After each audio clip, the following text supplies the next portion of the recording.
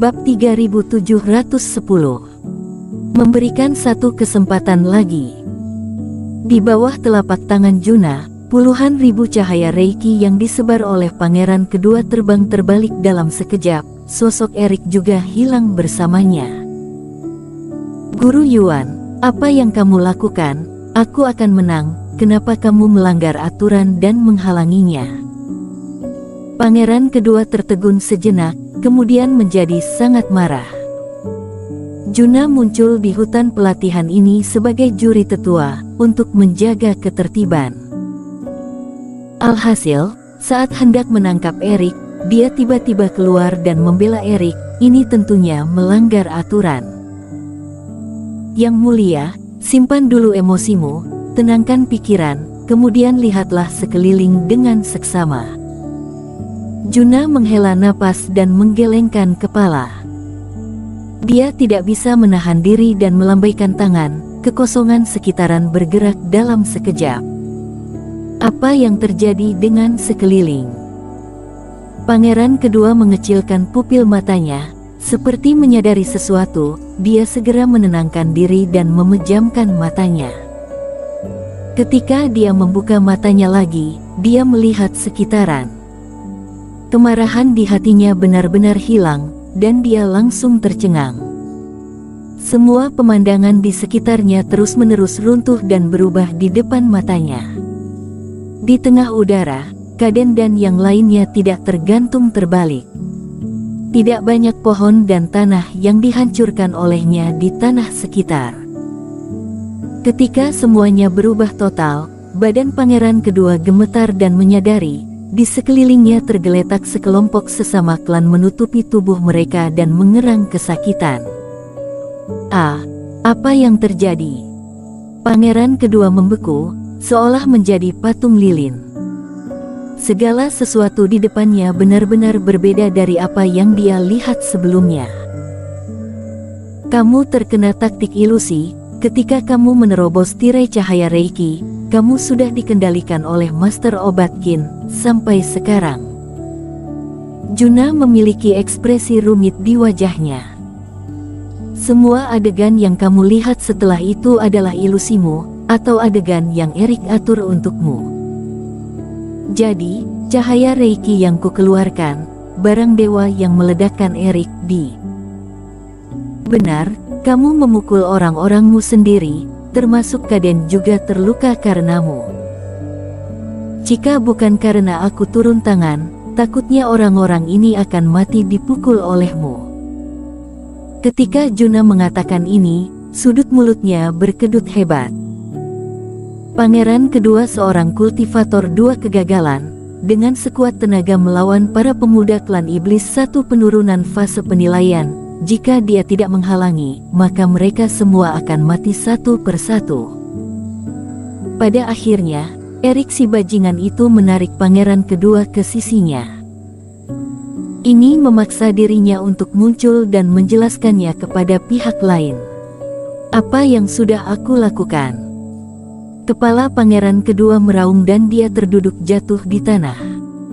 Kalah, kali ini benar-benar kalah. Walaupun sudah terjebak dua kali oleh Erik, tetapi pangeran kedua tidak merasa Erik hebat. Ini juga normal, karena meskipun mereka terjebak, mereka tidak mengalami banyak luka. Dihitung keduanya, hanya dua orang terluka parah, bahkan jika mereka bertindak lebih baik lagi, mungkin tidak ada satupun yang akan terluka. Dia merasa tidak ada masalah.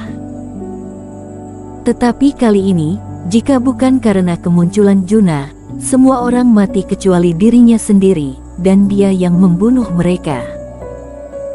Jika ini bukan pelatihan, tetapi benar-benar bertemu dengan Erik di rapat terbesar. Pangeran kedua bahkan tidak berani memikirkannya. Tidak, ini hanya kebetulan. Namun segera, pangeran kedua menggertakkan giginya lagi.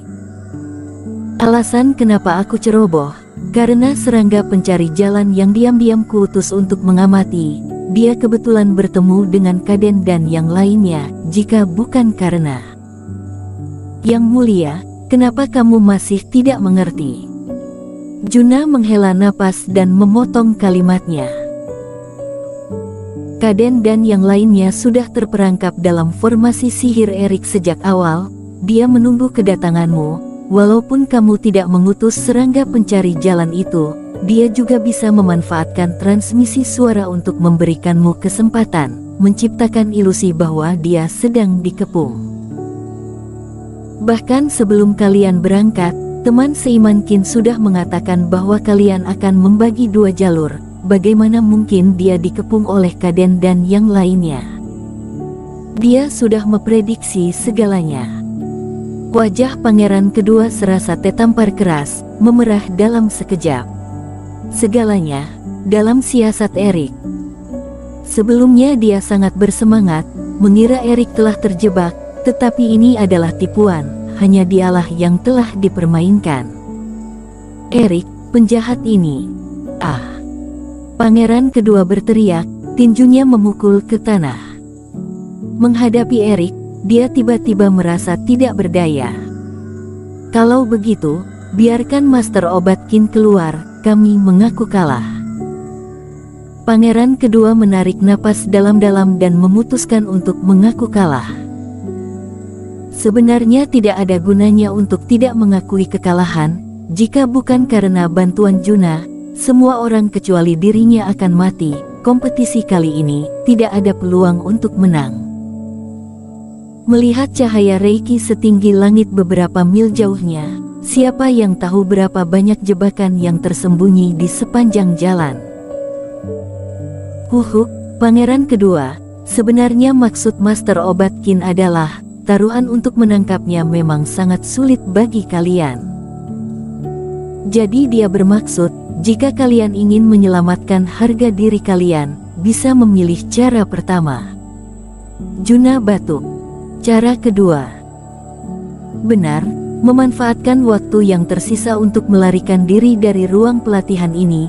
Jika kalian berhasil melarikan diri, kalian tetap dianggap menang. Terlalu sulit bagi kami, dan dia tahu kami tidak bisa menangkapnya. Ekspresi pangeran kedua dan klan iblis di sekeliling sangat jelek, merasa malu. Sebelumnya, mereka semua menertawakan syarat kedua yang diberikan oleh Erik. Mereka mengira bagaimanapun, mereka tidak akan sampai pada tahap ini. Hasilnya, bukan hanya sulit untuk menangkap Erik, bahkan sulit untuk bisa menemui Erik. Tetua Yuan, kamu beritahu Master Obat Qin, kalah adalah kalah, taruhan ini, kami mengaku kalah. Pangeran kedua menarik napas dalam dan melihat Juna. Tetapi kami tidak akan menyerah begitu saja, kami akan membuktikan padanya, walaupun kami tidak dapat menangkapnya, kami dapat melarikan diri. Ini tentang martabat klan kera kami, aku dan yang lainnya pasti tidak akan kalah kali ini. Baiklah, aku akan memberitahunya. Juna mengangkat bahu tak berdaya. Sebenarnya dia tidak perlu menyampaikannya sendiri. Erik seharusnya sudah mendengar dengan jelas melalui slip giok di tangannya. Kalau begitu, kalian istirahatlah sejenak. Setelah itu kalian bisa mulai. Mengenai dua orang yang terluka parah itu, aku akan membawa mereka pergi dan merawatnya. Merepotkan Guru Yuan. Pangeran kedua mengatupkan tangan. Kaden dan yang lainnya hanya terluka ringan berkat bantuan Juna, jadi setelah istirahat sejenak, mereka masih memiliki kekuatan untuk bertarung. Membawa dua junior yang terluka parah pergi, Juna dengan segera menemukan Erik. Master Obat Qin, kenapa kamu tidak langsung mengatakan hal ini kepada mereka, malah memintaku untuk menyampaikannya? Juna terlihat tidak berdaya. Aku dapat melihat bahwa pangeran kedua dan yang lainnya cukup terpukul. Berbicara sampai di sini, Juna juga sedikit kagum pada Erik. Meskipun sebelumnya mengatur beberapa jebakan, tetapi Erik yang kultivasinya di tahap awal fase penilaian dapat mempermainkan pangeran kedua dan 30 orang lainnya. Cara dan kelicikannya patut diakui. Aku malas untuk pergi, Hubunganku dengan mereka takutnya akan bertengkar lagi, lebih baik kamu yang pergi. Erik masih bersandar di pohon dan melambaikan tangannya setelah mendengar ini. Waktu ini lebih baik digunakan untuk memulihkan kultivasi. Kenapa?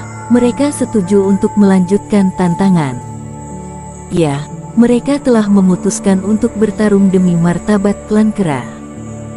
Juna cukup senang dengan semangat juang pangeran kedua dan lainnya. Bersambung.